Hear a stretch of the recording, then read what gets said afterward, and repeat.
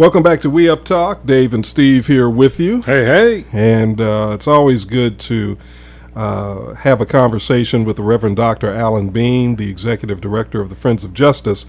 This is a Social Justice Thursday, Steve. Yes, it is. Because on the phone with us now we have Congressman John Lewis. Congressman Lewis, it is an honor, sir, to have you with us today on We Up Talk. Well, thank you. I'm delighted and very pleased to be with you today. And we are excited about the fact that you're going to be here in Huntsville on Saturday, down at the Huntsville Public Library, the downtown branch, speaking. And we want to talk to you about some of the things you'll be talking about and about some civil rights history. But as a journalist, I would be remiss if I did not ask you at least one current events question. You may be aware of the fact that Alabama Congressman Mo Brooks has submitted some legislation to the House. He's proposing a bill titled H.R. 371 that is calling for the impeachment of the president if Congress does not pass a balanced budget. Have you heard of this bill? Have you heard of any talk about this bill? Yeah, I have not heard that much, but I have heard some discussion, just a minor discussion, that there is a move in the state of Alabama on the part of some of the legislators, I guess just one person. But I don't think that's going to go anyplace. Okay. I just don't put that much in it. This president is not going to be impeached. His polling numbers are at an all-time high. Mm-hmm. Mm-hmm. Well, it seems to me, and I think my co-host Steve Murray and we agree with you on that. But I also think this is really just a bad piece of legislation. Doesn't it ignore some of the political and logistical realities of even having a budget passed? If the onus is placed on the president? It is very difficult in this environment. Mm-hmm. There has been a deliberate, systematic effort on the part of some people not to let this president succeed. From day one, when he was first elected and took office 4 years ago, and it's still an ongoing effort to hinder and stop everything that President Barack Obama attempted to do. Mm-hmm. Well, Congressman Mo Brooks is certainly a part of that contingent that is doing that. But it seems to me that it's problematic also because, quite frankly, the president isn't the only one who has a say in what happens in the budget process. And so I find it strange, well, not strange because I know he's got a political agenda, but I find it, I guess, a little short-sighted to think and shallow thinking to think that you can craft a bill that places the onus for the success of a balanced budget solely on the shoulders of a president. No, I think it is. It's very misleading.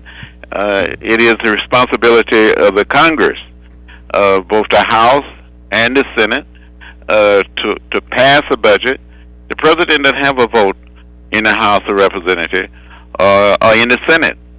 It's our responsibility, our obligation to pass a budget and put it into law and send it to the president. Yes, sir. Yes, sir. Well, that's what I was thinking. So, Steve, I guess we'll just move on now that we've got the civics lesson out of the way for Congressman Brooks. We'll just move on now to a civil rights discussion. Yeah, he needs a civics lesson. Yeah, I think he does. I think he does. So, I know that when you come here on Saturday, you're going to be talking about civil rights and particularly, I'm sure, what happened on Bloody Sunday. Can you recount for folks who may not have heard you talk about this before just what happened on the Edmund Pettus Bridge in March of 1965? Well, almost 48 years ago, and this March will be 48 years ago, a group of us on March 7, 1965, attempted to walk from Selma to Montgomery, Alabama in an orderly, peaceful, nonviolent fashion, to dramatize to the state of Alabama, but also to the nation, that people of color were being denied the right to register to vote. A young man by the name of Jimmy Lee Jackson in Marion, Alabama, the hometown of Mrs. Coretta Scott King, had been shot and later died at a local hospital in Selma. And there had been a series of peaceful nonviolent protests there. And he tried to protect his mother during a confrontation. He was shot and died.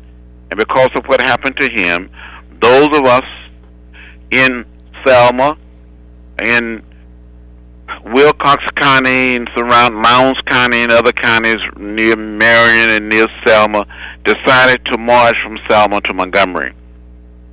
And we crossed the bridge. We were walking in an orderly, peaceful, nonviolent fashion. We came to the highest point on the Edmund Pettus Bridge. Down below, we saw a sea of blue Alabama state troopers. And we continued to walk until we came within hearing distance of the state troopers. And one of the state troopers spoke up and said, "This is an unlawful march. You will not be allowed to continue. I give you 3 minutes to disperse and return to your church." Jose William, working on Dr. King's staff, walking beside me, we were the two leaders of that attempted march. Jose said to the major, "Major, give us a moment to kneel and pray." And the major said, "Troopers, advance." You saw these men putting on their gas masks. And they came toward us, beating us with nightsticks. Beating us. I was hit in the head by a state trooper with a nightstick. I had a concussion at the bridge. I thought I was going to die. I thought I saw death. And they released the tear gas. They trampled us with horses. 48 years later, I don't remember how we made it back across that bridge. I thought I saw death. I thought I was going to die. But somehow somebody or some group took me back across the bridge to the church. And I remember being inside of the church, more than 2,000 people on the outside, hundreds and hundreds of people trying to get in.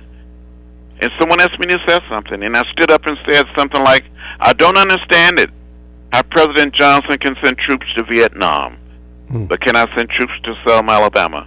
Wow. Protect people who desires to register to vote." And the next thing I knew, I had been admitted to the Good Samaritan Hospital with 17 other individuals.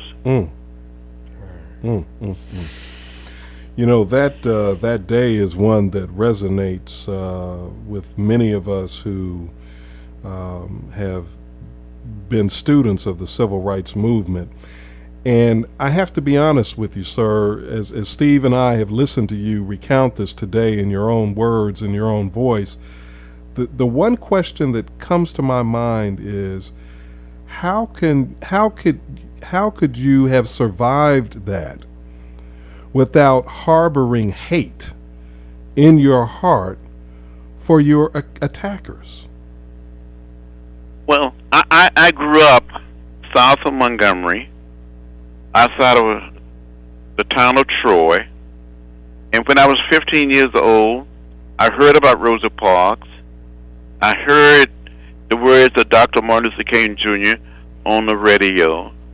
And in 57, at the age of 17, I met Rosa Parks. The next year, in 1958, at the age of 18, I met Martin Luther King Jr. And I committed myself to the way of love, the way of peace, the way of nonviolence. And I began to accept nonviolence as a way of life, as a way of living. So in spite of the beatings there on the bridge, in spite of the beating in Montgomery during the Freedom Rides and 40 arrests during the 60s, you come to the point where you say you're not going to hate. And as Dr. King would say, hate is too heavy a burden to bear. You're not going to become bitter. You're not going to become hostile. You're going to keep the faith and keep pushing and pulling and keep working to do everything possible to end the disparities, end segregation, end racial discrimination, and make America better, make America different. And that's what I've been trying to do for more than 50 years. Do you feel that your work, when you look at some of the things that have happened since the election of our current president, Barack Obama, when you look at especially some of the actions, well, you yourself, I believe, if I'm not mistaken, indicated that you were walking past a Tea Party demonstration and someone spit on you, I believe, or Well, it spit on one of my colleagues. spit on But- one of your colleagues. Okay. Right, but people call us names. Mm-hmm. They taunted us. But one of my colleagues, a young minister, who was a member of Congress, he was harassed, and people bet on him. Mm-hmm. So when you see these sorts of things reemerging, things that clearly have a racial connotation, and I'm not indicting all of the members of the Tea Party, but certainly some of them. Some people who affiliate with the Tea Party have clearly demonstrated a bigoted, racist bent. When you see that, does it make you feel that your work has been in vain, or does it dishearten you that we seem to have entered into a new cycle and era of racism? Well, it troubles me a great deal to see signs and symbols of racism, that it still exists. We're not there yet. We have not created the beloved community. We have not yet created a post-racial society. And I say over and over again, and people ask me sometimes whether the election of President Barack Obama is the fulfillment of Dr. King's dream. I said, no, it's just a down payment. Mm-hmm. The down payment. Mm-hmm. We still have a lot of work to do. When a member of Congress can sit in the chambers and say in an open meeting and millions of people watching the president speak, and someone said to the president, "You lie." Mm-hmm. That Yeah. I have never, and I've served with many presidents. I've served with President Reagan. I've served with Bush 1, President Clinton, Bush 2, and now with President Barack Obama. But I have never seen a president treated like this president has been treated. Mm-hmm. So it says something about our society. It says that the scars and stains and symbols of racism are still deeply embedded in American society. Yes, sir. You know, I'm glad you made that point, because I was just thinking, Congressman and Steve, that when former President Bill Clinton was deeply immersed in this scandal with Monica Lewinsky and so forth, even then, as much as vociferous as the accusations were and the feelings were about President Clinton, when President Clinton stood up in an official capacity as president, nobody shouted out to him, "You're an adulterer," or "You're a liar," or "You're a this or that." Nobody disrespected the office that way. I think you're exactly right, that there's a racial component that of bigotry that has empowered some of these people to disrespect President Obama in ways that they didn't even disrespect Bill Clinton. Well, there, in my estimation, in America at this point, at this time, that people who cannot adjust to the fact that a person of color, that an African American is president of the United States, and people got to learn to embrace it. It's a different world. Mm-hmm. America is a different country. Mm-hmm. It's black, it's white, it's Latino, it's Asian American, it's Native American. People got to learn that we're one people, we're one family, we're one house. The American house, the world house. We got to learn to live together, as Dr. King would say. And if not, we're going to perish as fools. Yes, sir. This is We Up Talk, Dave and Steve. We are honored to have on the phone with us Congressman John Lewis of Georgia. He's an Alabama native, and he is a civil rights icon. We are very pleased and honored to have you with us today, sir. I wanted to ask you about the civil rights movement from this perspective. Because the civil rights movement embraced, as you said earlier, nonviolence and peaceful resistance, America was changed. But do you think America would have changed without the civil rights movement embracing that? Let's just say if instead of peace and love and and that sort of more spiritually centered approach taking the lead if instead Black Power had taken the lead? Do you think America would have changed? Well, eventually, I think we would have made some changes, and some, no doubt, would have been major and meaningful, but we wouldn't be where we are today.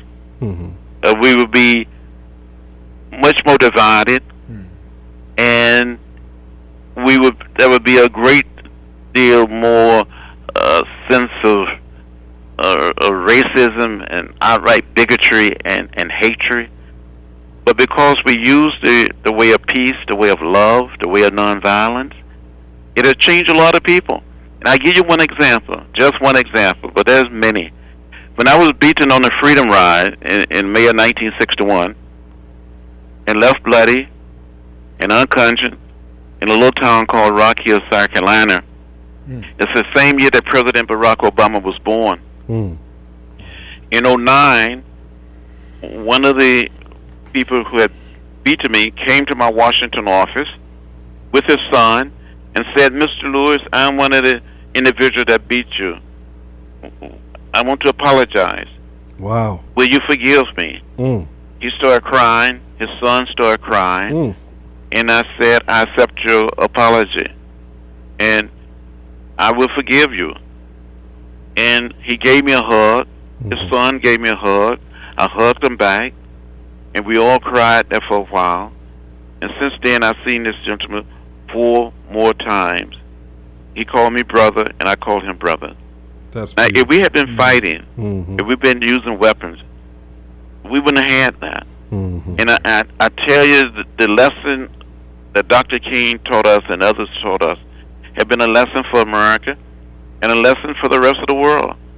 That somehow, in some way, through the way of peace, the way of love, the way of nonviolence, you can create that sense of community. That's what the movement was all about, to be reconciled. So when Obama was elected, when President Obama was elected in November '08, I cried over and over again. There were tears of joy and happiness. And a reporter came down from New York and to interview me, and he said, "We noticed you were crying so much. So what are you going to do when he's inaugurated?" And I said, "Well, if I have any tears left, I'm going to cry some more." and that's exactly what I did. I was crying tears of joy and happiness, but also feeling for those that suffer and struggle. The Fuller girls in Birmingham, but Dr. King and Rosa Parks and President Kennedy and President Johnson and Robert Kennedy and the 3 civil rights workers, for Medgar Evers, and for many hundreds and thousands didn't live to see what happened. And it's very gratifying and meaningful to see the distance we have come. Not just the election of an African American president, but when I go back to Troy, I wanted to attend Troy State, not Troy University. And after I got elected to Congress, they invited me back, gave me an honorary degree at commencement time in 1989, and I'm going there and speak in a few days as part of African American History Month. Beautiful. Beautiful, beautiful. Sir, if you have time for one more question, I just wanted to ask you about the case that is now before the Supreme Court, Shelby County versus Eric Holder, a case in which the county of Shelby County here in Alabama is seeking to have Section 5 of the Voting Rights Act nullified because they are saying that it is no longer needed. Can you share your position on this case and on Section 5 and the need for that section to still be in existence, if that is how you feel? Well, Section 5 of the 1965 Voting Rights Act is the heart and soul of the Voting Rights Act. If it hadn't been for Section 5 of the Voting Rights Act, we wouldn't have as many African American, Latino elected officials, and many of the progressive white officials we have today in the South and 11 states of the old Confederacy from Virginia to Texas. Section 5 is still needed today. It is needed now more than ever before. Because there is a tendency, there is a danger of certain counties, certain states, certain towns and cities moving back to another period. And members of the Congressional Black Caucus, the Hispanic Caucus, the Asian American Caucus, and the great majority of the Democratic Caucus and scholars and political scientists all over America support keeping Section 5 of the Voting Rights Act of 1965. Mm-hmm. It says in effect that before you can change any political subdivision, a change, whether it's at-large election, a single district, you must get the approval of the district court in Washington, D.C., the Department of Justice. Mm-hmm. Mm-hmm. Are you concerned that this Supreme Court, this configuration of the Supreme Court, will in fact rule Section 5 unconstitutional? I'm deeply concerned. I worry about it, and I've spoken out about it. Matter of fact, I'm filing an amicus brief to state my position before the Supreme Court, and the several other organizations and caucuses within the Congress are supporting, maintaining, and keeping Section 5 of the Voting Rights Act. I'm worried. Mm-hmm. It will set us back for many, many years to come. Yes, sir. We agree with you, and we're worried as well. But I'm glad that you're still on the front lines today, standing for justice, social justice, and civil rights. Congressman John Lewis, thank you so much for taking the time to talk with us today. Well, thank you very much, sir. Thank you for having me. Yes, sir. Well, it is our pleasure. Congressman, could I ask you a question? Yes. Now, have you been to Huntsville before? Oh, I've been to Huntsville before. I've been on Oakwood College campus and Alabama A&M campus, and yes, I've been there quite a few times. Great. Okay, and do you remember a gentleman by the name of Hank Thomas? Yes, by all means. Okay, all right. We've been trying to contact him because we're doing a series for Black History Month, and we were just on the Freedom Rise. Yes. Yeah, Hank. We were on the Freedom Rise together. He was one of the original 13. Right. I don't have a number before me, but I can try to find the contact number and maybe give you a call. Okay, that would be so wonderful. We really would appreciate it, and it's really been a pleasure talking to you, Well, sir. good to talk to you. Hank lived in Metro Atlanta, and he attended Howard University. He's originally from St. Augustine, Florida. Oh, okay. He was 19 years old on the Freedom Ride. Wow. Congressman, if it's not too much trouble, what you could actually do is, if you don't mind, and if it's not too much trouble, you could actually have Jacob email me Mr. Thomas's number. Okay. If you don't mind doing that. No, I don't mind it. Fantastic. Okay.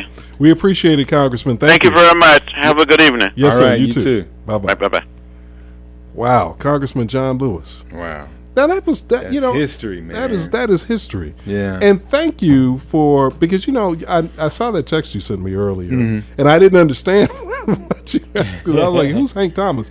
So thank you for remembering to ask him Hank that. Thomas played a significant, a huge role in the movement here in the Tennessee Valley. Okay. In fact, he was spent a lot of time up on the campus of Alabama A&M and Oakwood College talking to the students and getting the students involved in the movement. Very cool. Well, let's hope the Freedom Congressman Rider can find his number, and then we can get him on the air. That'd be great. Fantastic. All right, I guess we should take a break now. Yeah, got some traffic coming up. All right, fantastic. With Carmen Hope Thomas, This is Talking Gospel 94.5 FM, AM 1700, streaming on WEUPAM.com.